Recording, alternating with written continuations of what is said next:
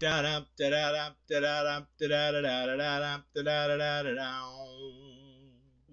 does that even mean, Bowers Game Corner?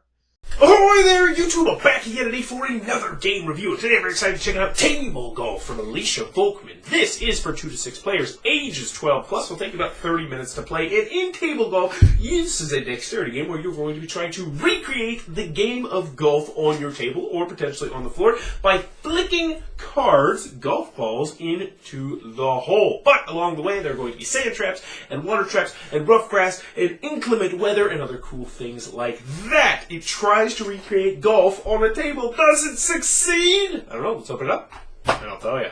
Alright, we're going to take a look at what's going to get inside of Table Golf. So first and foremost, we got a handy-dandy rule booklet. It's 6 pages, double-sided, full color, full of pictures and illustrations.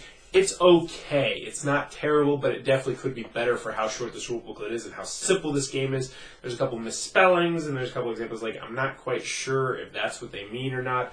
It just could be better, but it's by no means terrible. You won't think that it's something from Fantasy Flight, though, or anything like that. So in Table Golf, you are going to be flicking your golf ball and trying to get it into the golf hole. If you're the first person to do that, you're going to score a weather card, aka a point, and you're going to be playing to X amount of points or X amount of holes. And that's pretty much how the game works. We'll go over the components, then we'll get a little bit into the gameplay. First and foremost, you're going to have 6 golf balls with 6 different colors, and you also have 6 different golfers on the back. And they have men and women, and there's the artwork. Pretty self-explanatory stuff. Next, you're going to have a hole, and you're going to have a tee. This is where you're going to tee off your ball, and this is where you're going to be aiming your golf balls at. If you get it in there and you're not touching a sand trap or the rough or anything like that, then you'll gain a point if you're the first person to do that. When you first start off the game, though, you're going to shuffle all these cards together. There's going to be 3 types of cards in there. Don't get like the sound of shuffling in a review. We'll go over the 3 cards here. These are going to be scattered around the golf course. First, you have the sand trap. And when you land on the sand trap, you must flick the ball using your pinky and ring finger, aka these two. So you're going to be flicking it kind of like that as opposed to like this. By the way, flicking is when your hand is on the table and you just do that. That's what flicking is in this game. Next, you're going to, when you land in the water, you're actually going to be flicking it like it's a coin. So you're going to have to flick your card like that, which is very difficult, I must say. Last but not least, if you were on the rough, what's going to happen is you're going to be flicking with your thumb and your middle finger, more like a snap when you get rid of it, which is an interesting one as well. So you're going to have those cards mixed in there. You're also going to have the 1 golf hole card mixed in there. You're going to deal these out as evenly as you can to however many players are playing. And I'll just go ahead and take, let's say it's a 2-player game. So those will be our stacks. You'll see if you have the hole in there. So this guy does have the hole. And then that player is going to set up the tee wherever they'd like, which we're actually going to set it up right there so the camera can see it. Then we're going to set up the hole right there because you can still see it. So that would be our setup, at least for where the tee and the golf hole go now. So what we're going to do next is we're actually going to reveal one of these, which are the weather cards. These are going to serve as both your victory points, but also as an interesting condition that is going to apply to everyone. So let's take a look at a couple of them. So 4, when flicking your golf ball from the tee, you must shout 4. That one just means you're going to have to yell. There's one where you have to do it with one of your eyes closed. There's a cyclops. There's one where you have to have your head on the table or on the floor if you're playing with the floor. There's one where when you're setting up the hazards, which we'll talk about next, you drop them from the top of the table or from a foot down instead of just flicking them. Minor stuff that do keep the game a little bit intriguing from here to there.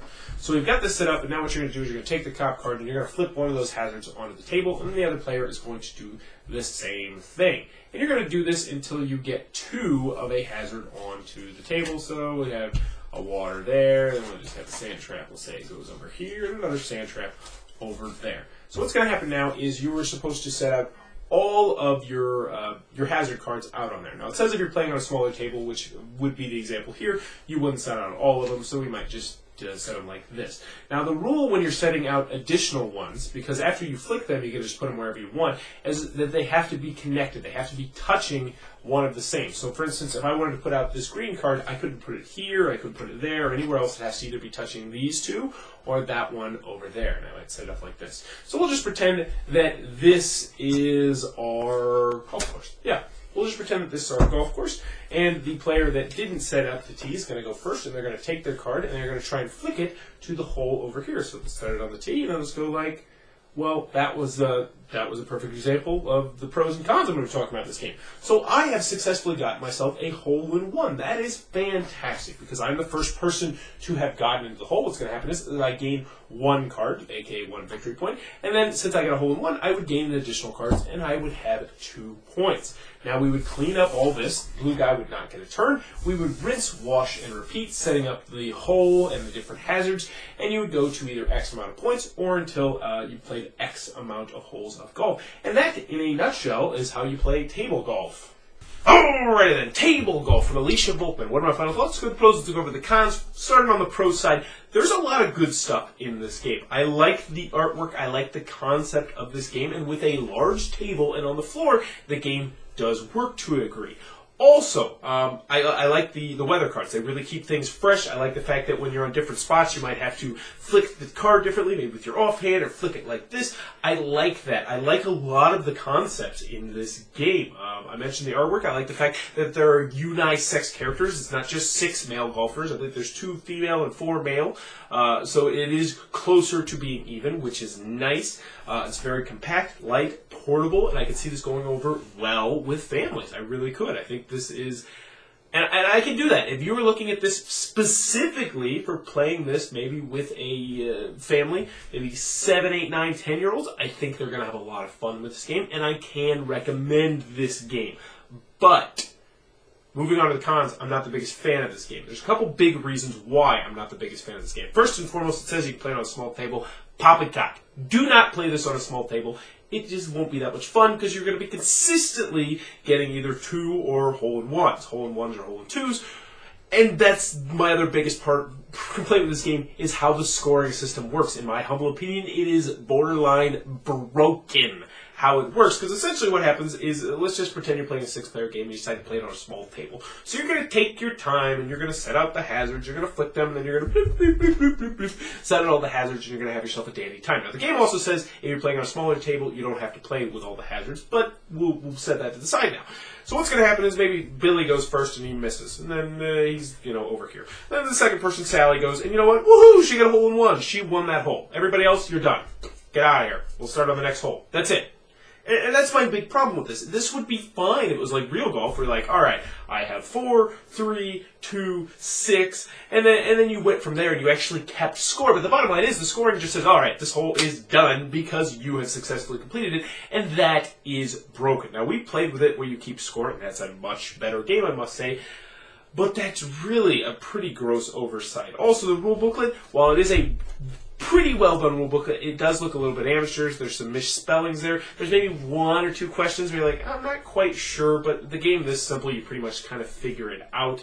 What else did I not like about the game? I mean, those are the big things. If you're looking at this as a family game that you are going to play specifically with your family and either on a large table or on the floor, playing it on the floor is actually kind of fun. You can actually set up a big golf course where we're even standing up and doing it, and that was actually a good deal of fun, drunken fun as well.